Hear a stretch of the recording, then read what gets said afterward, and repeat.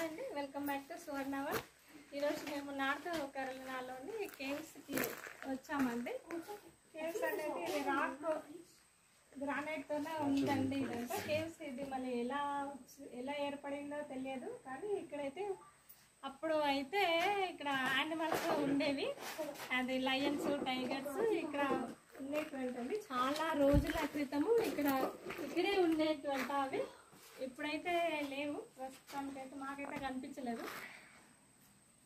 ఇదంతా చాలా బాగుంది, రాక్స్ తో చాలా కూల్ ఉంది. లోపల అక్కడనేమో వాటర్ ఫాల్స్ ఉన్నాయండి. అక్కడ హ్యాంగింగ్ రాక్ పార్క్ కి దగ్గరలోనే ఉంది.